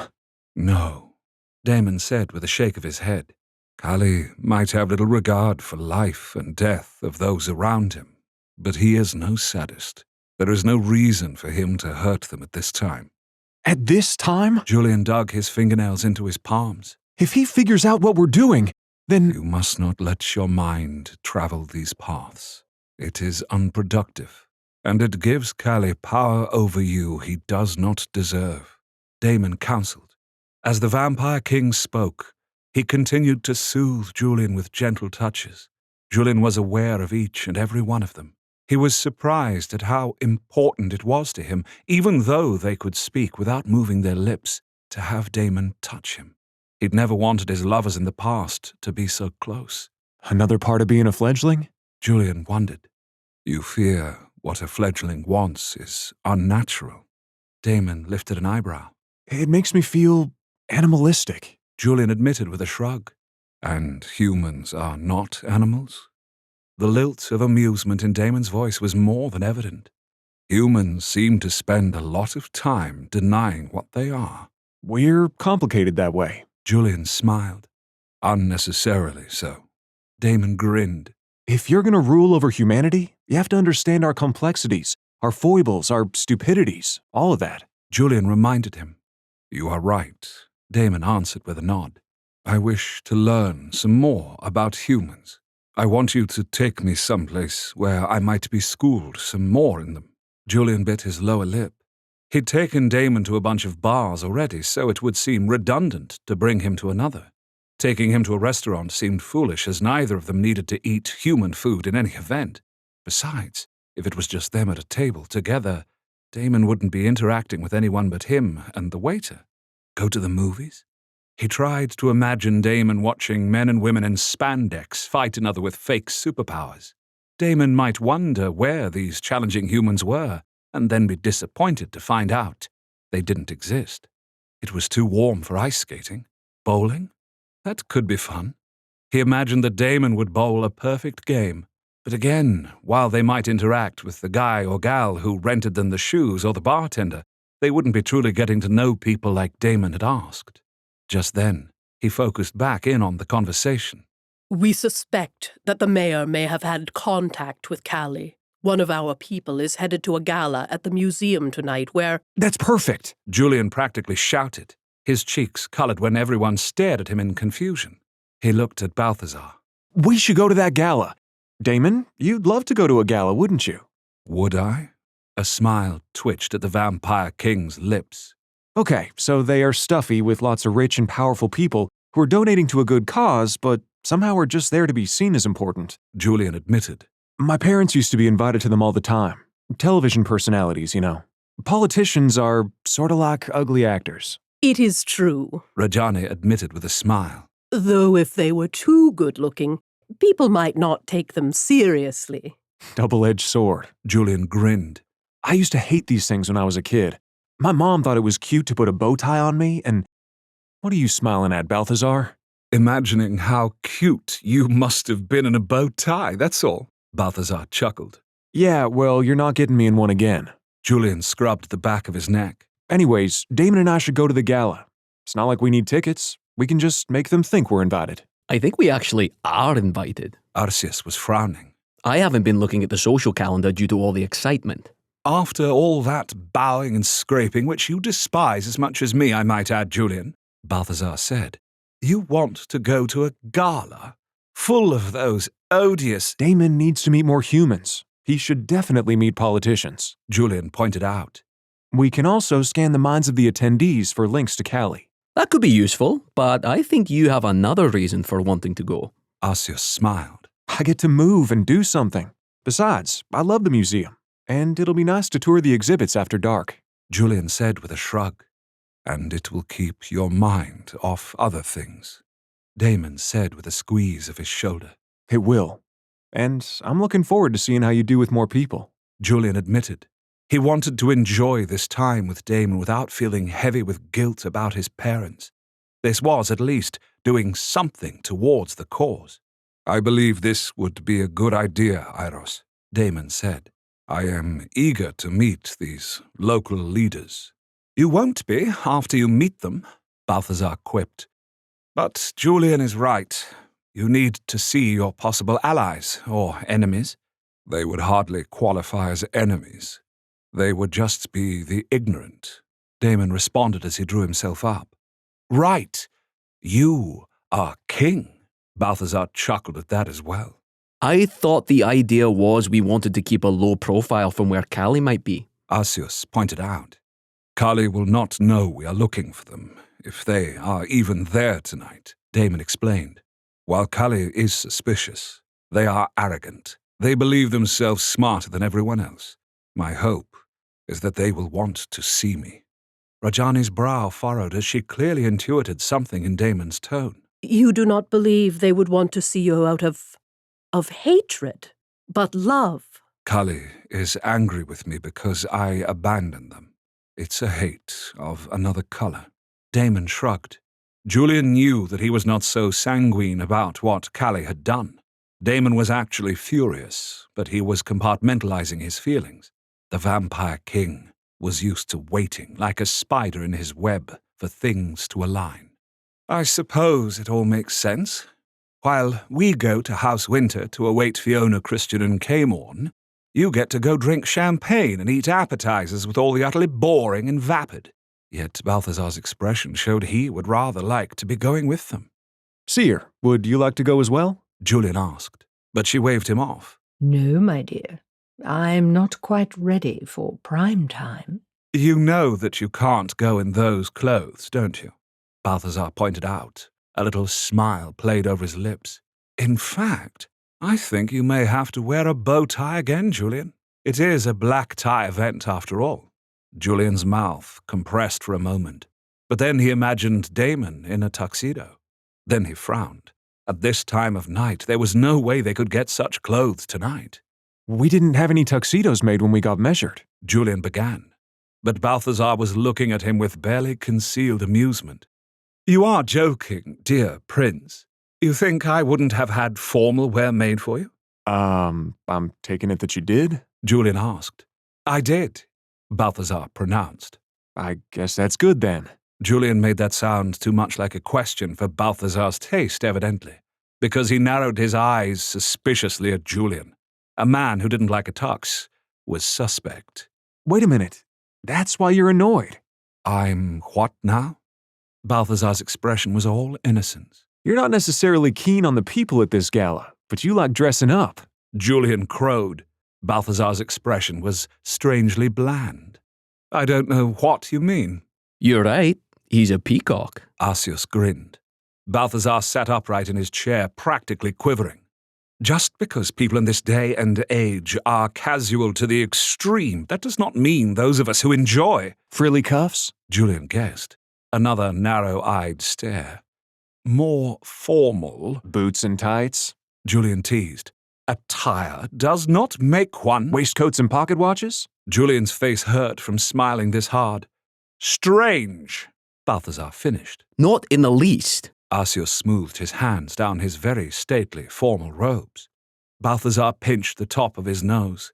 Now go get changed and have a terrible time as you are abandoning me. I shall have a car for you waiting out front when you're ready to leave. Don't worry. Christian will be back with you in no time, Julian promised. I am surprised that they are not at House Winter already. There is no word of them being there, Rajani said with a tilt of her head. Julian guessed she must be in mental contact with her house. Or maybe the cell phone hadn't rung. But perhaps they are taking precautions when bringing him over to Earth, Rajani suggested, but even she looked dubious. They are likely negotiating with K-Morn still. Arceus suggested. I'm sure he's being far more amenable trying to get out of that cell than he would be at House Winter. Balthazar frowned, as if he didn't quite believe that either. We should adjourn to House Winter while Damon and Julian scamper off. Come, Elgar, you're accompanying me. Yes, master, the quiet fledgling said to his skull. Julian turned to Damon as the others stood up to leave. Let's head to the house and... Between one blink and the next, they were in the guest house in their rooms before the huge walk-in closets. Julian blinked. So handy, he murmured. I should have let you practice that skill, Damon said, as he let go of Julian's hands and beelined to the 2 tuxedos that were hanging in clear garment bags at the end of the cedar poles. Julian's eyes widened as he really took in all of the clothes that Balthazar had made for them. Some of his own were there too, old familiar favorites that he fingered as he walked past them.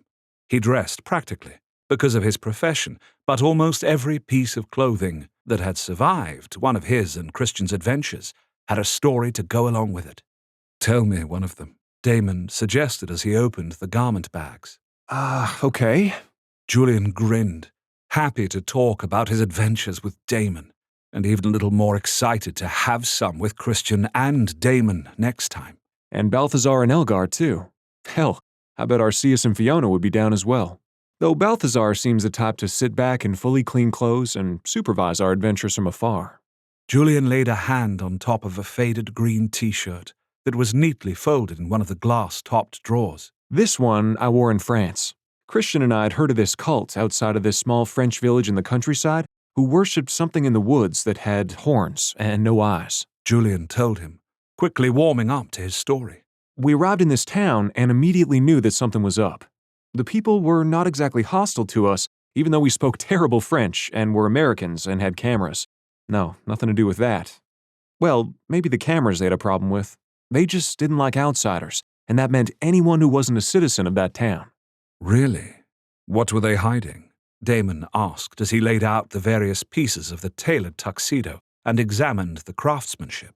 Satisfied that it was acceptable, he started to take off his shirt. Well, it appeared we actually arrived a few days before a major holiday for them. I should really put the word holiday in quotes. Julian pulled off his sweater and slipped on the tuxedo shirt while at the same time toeing off his boots. He saw that Balthazar had appropriate shoes for them too. What kind of holiday in quotes was this? Damon asked. Julian looked up and saw that Damon's chest was bare. In order to stay within YouTube community guidelines, the next section of the podcast has been edited. Do not worry. Damon ran his hands up and down Julian's arms. I did feed quite a bit in solace, and I will have far more tonight. Let us go. Balthazar said he had a car outside for us. Bah! I will not get into another coffin, Damon said with a shake of his head. And before Julian had a chance to respond, they were on the opposite side of the street from the museum. There were 3 sets of broad steps that led up to a domed central building. A red carpet was laid out, and the museum was awash in golden light. People in tuxedos and gowns streamed up from the sidewalk, where limousines dropped them off in a flurry of flashes, as reporters took their photographs for the gossip columns and more respectable news. Julian actually found himself a little excited to see the museum with Damon. The Vampire King offered Julian his arm. Come, Julian, let us meet my future subjects." Julian shook his head with an amused laugh, even as he took Damon's arm, and they headed across the street. Join us next time for episode 98, Weapon of Choice. My dearest acolytes, I regret to inform you that this particular platform's Inquisition has decided that sexy vampire interludes are not within the bounds of community guidelines. Therefore, this episode has been cut to be acceptable to audiences of all ages. Not to worry. If you are interested in hearing the full episode, with all of the steamy parts included, you can purchase a monthly membership at wraithrain.com. Not ready to commit to a monthly membership? Then please visit the shop at wraithrain.com, where the full episodes are available for sale in audiobook format. I wonder just what it is that the community is afraid of hearing. Perhaps something they'd like. The community protest too much, methinks.